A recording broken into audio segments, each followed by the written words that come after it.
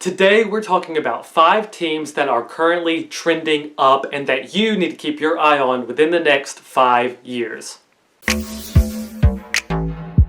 To everybody watching this video, you're a really good sport. This is College Football Media, and on this channel we talk about teams, trends, traditions, to logos, history, and predictions. So if you're new here, consider subscribing if that sounds interesting to you.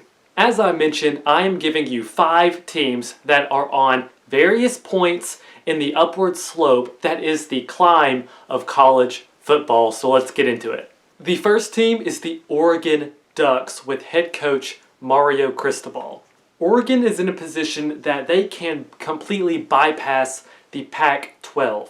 They have a model that they can look to that Clemson laid out in the ACC, where they can take advantage of a struggling conference. Oregon is currently playing a brand of football that they have not played under a previous head coach such as Chip Kelly. Mario Cristobal is from the South. He played at Miami and he has experience coaching under Nick Saban. So they're playing a pound and ground type of football up in Eugene. Out of all the teams I'm giving to you today, Oregon is in the best position for the most recent success that they could have. In other words, they're the closest to getting to, say, a college football playoff. They just won the Pac-12 last year. They just won the Rose Bowl last year, and they were 1 or 2 losses away from potentially being in the playoff last season. And of course, you can look to their recruiting, which is a big thing for all 5 of these teams, because Oregon has landed some huge commits. The freshman last year, Thibodeau, the defensive end, he has been amazing and an instant impact for that team. And in the past, a lot of teams really on the West Coast period, but even specifically in Oregon, have not been able to land these kids. And Oregon is doing just that. So look for Oregon to make a big splash on the national scale very, very soon. The second team I have is the Minnesota Golden Gophers with head coach P.J. Fleck. Coach Fleck is going into his 4th season with the Golden Gophers, and he's one of those head coaches that can straight up just talk the talk. But the difference between P.J. Fleck and other coaches that talk the talk is that P.J. also walks the walk. He backs it up. He is responsible for a lot of acronyms and catchphrases that he uses in his program, such as row the boat and the hyper acronym that he uses. He gave an acronym for family. There's all kinds of stuff that PJ Fleck uses to motivate the culture and the players that he has. And he wants to recruit players that fit the culture that they're trying to build at Minnesota. He's one of the few that has talked about winning a national championship or a conference championship at Minnesota. The first in the past 20, 30, 40 years for that matter. Of course, he got his signature win last year when they beat Penn State at home, and then just fell short and didn't quite make it to the conference championship game. But in the coming years, PJ Fleck has a very good opportunity and a very good chance and is building to reach the point where they can win and get to championships at Minnesota. So they are just behind Oregon in how close they are to getting to the results that they want. The third team I have is the Tennessee Volunteers with head coach Jeremy Pruitt. Tennessee is currently 2nd in the recruiting class rankings for 2021 by 24/7 Sports. And yes, we do need to consider the circumstances that we are currently in, and the team rankings for the 2021 class of recruiting is by no means anywhere near its end or its finish. However, it is very notable that Tennessee is 2nd, only behind Ohio State, who is already putting together an all-time type class. But Tennessee last year, they finished 7th or 10th. They finished 10th in the recruiting rankings for 2020, which they jumped up and nobody expected Tennessee to finish 10th. And yet now they're already 2nd for the next cycle. Now, Tennessee is somewhat in the middle ground when it comes to results. They could still be a couple years out. Jeremy Pruitt is going into his 3rd season with the Volunteers. And so while Tennessee does need results, on the field to, one, help with recruiting, and of course, to get better. They do need a couple steps. They're not quite close to breaking through that peak to win the SEC or anything. Don't get me wrong. They're still several years out. But within 5 years, and they have had recruiting cycle after recruiting cycle, what is their ceiling? And nobody has those answers quite yet, but he's laying the foundation, Jeremy Pruitt is, for what they could do. So while at this point, for Tennessee and the teams after this, I wouldn't expect them to say win their division or conference within starting next year, but after that, keep your eye on them, and that's all that I'm saying. The fourth team I have is Mack Brown's North Carolina. Mack Brown, this is a fun one because North Carolina currently stands at third, just behind Tennessee and Ohio State, in the team class rankings at 24/7 Sports. And if you noticed, I believe a couple weeks back, Mack Brown tweeted that when ESPN aired the Texas USC game from 2005, Mack Brown tweeted that he got there with Texas and they will get there with North Carolina. And that tweet, of course, caught like wildfire, and you had reactions all over the place. North Carolina is not going to win a championship next season. But, again, like Jeremy Pruitt, he's laying the groundwork.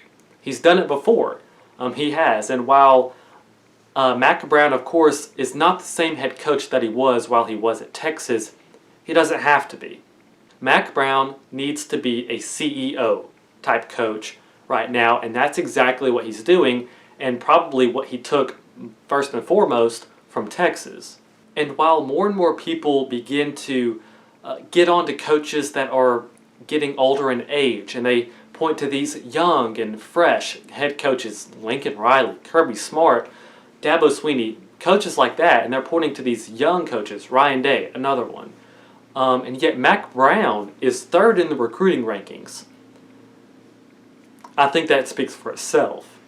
As long as Mack Brown puts the supporting cast of coaches around him, and the coaching staff is top-notch when it comes to recruiting and development of the talent that you have, he's set at the quarterback position. He's already had 2 really good quarterback recruits that are on campus or if not committed to North Carolina. So he really is set for at least 4 to 5 years at North Carolina with quarterback. And like I mentioned earlier, the ACC after Clemson is wide open. That number 2 spot in the ACC is up for grabs, and it has been for a couple years, and nobody has taken control or taken the reins on that number 2 spot. And why can't North Carolina do that? I mean, think back to 2013. Nobody would have thought that Clemson would be able to take the number 1 spot, much less anybody else besides Florida State at the time. And now we're in a position where Florida State and Miami are both kind of floundering their ability to recruit and their name brands, and they haven't really done anything with it. So as I mentioned, Clemson is number 1, and by far, and they will stay that way for the upcoming next, 3 seasons at minimum. But, of course, Clemson is in the division with Florida State and Louisville. But North Carolina is in the other. And that division for the past 7 years has been won by all different 7 teams just within that division. So it's all over the place. You have the likes of Miami, Virginia Tech, North Carolina, Duke, Pittsburgh.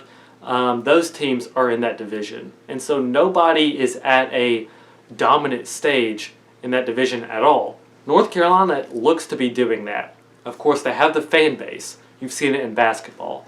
You have money, of course, basketball. And so if you can take that same culture and apply it to football with the right minds in position, the right coaches, the right players, I don't see why you can't harness that same energy that you have in basketball and put it on the football field as well, as long as everybody, administration, the president, the ADs, the coaches, are going all in.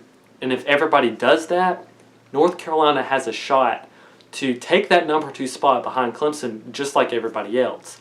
If they do that, within 5 years, and they have an elite quarterback, which it looks like they have on their roster, if they do that, all it takes is one season, 1 year, they have a good regular season, and they upset Clemson, say in an ACC championship.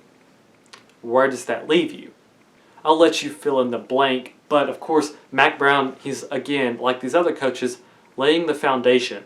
Number 3 in recruiting currently for the 2021 class. He's had success, and he knows he's done it before, like he said, at Texas. And I'm not saying he's going to win a national championship at North Carolina within the next 5 years. Don't get me wrong. But, of course, they are definitely by far trending up and have all the opportunity in the world to seize that opportunities that they have in the ACC. The 5th team is Georgia Tech with head coach Jeff Collins. Georgia Tech is number 5 for a reason. They're at the bottom of the list. They have the most work to do to get sizable results. However, if there is a sleeping giant, perhaps Georgia Tech could be the best example of that. And of course, I've talked about Georgia Tech on the channel before. Click the card. But that was a while back. That was probably a year ago by now. But Georgia Tech, here's why that they are or could be the best example of a sleeping giant. Take all of the advantages that I just laid out with North Carolina in the conference and division that they are in. Add to that the intersection of both the ACC and the SEC on a map. They are in Atlanta, Georgia, recruiting hotbed. Georgia, of course, take all of those advantages geographically of Georgia, apply them to Georgia Tech. Atlanta is the center for college football. It hosts the SEC championship game. It hosts the Peach Bowl. It hosts the College Football Hall of Fame.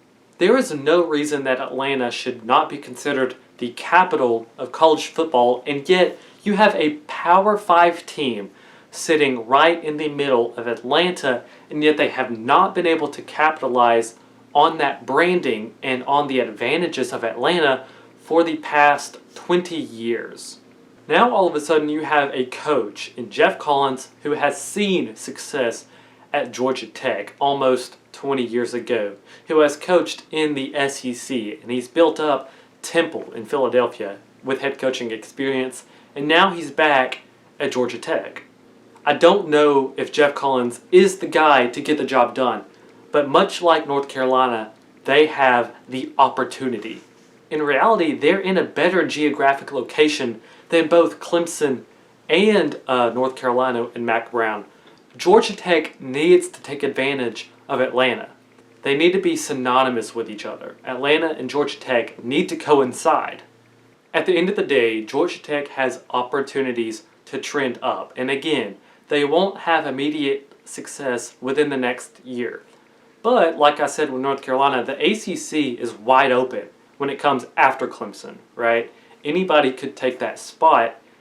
And so, why not Georgia Tech? They have a couple years to do it. Of course, they need to lay some foundation work, and that's what they're trying to do. Of course, are still within that process, but it takes a little bit of time, and Georgia Tech, like I said, has that opportunity. I wouldn't be surprised if someone points out the academic struggles or problems that Georgia Tech poses. However, why don't people try to see it as an academic challenge? It can be a benefit to your program. Jim Harbaugh was able to do it at Stanford. That's the only example that I need to give. Brian Kelly has given examples, or close to it, at Notre Dame, 2012, right? And later in the playoff era, he's done it twice, of getting to a playoff or a national championship. It can be done. You're not signing 100 kids every year. You're only signing 25 kids. And if you're telling me that there are not 25 academically sound kids that can also play football at an high or elite level, I think you're kidding yourself. There are definitely 25 kids that can do exactly that. And once you have those academic kids on campus, then why are you not running an elite offense, right? A hard offense to be able to understand mentally. And those kids are definitely capable of doing it. And so in order to harness that academic abilities that you already have on campus, you just need a coach that can match that same mental bandwidth. So these are 5 teams to watch out for and look for, keep an eye on within the next 5 years. If you enjoyed this video, hit the like button, and if you're new, consider subscribing for more in-depth college football content. I look forward to seeing you next week for another video. Check me out on social media and share this video with anybody that you think could benefit and enjoy this kind of content. So again, thank you for watching. This has been College Football Media. Till next time, be goody now.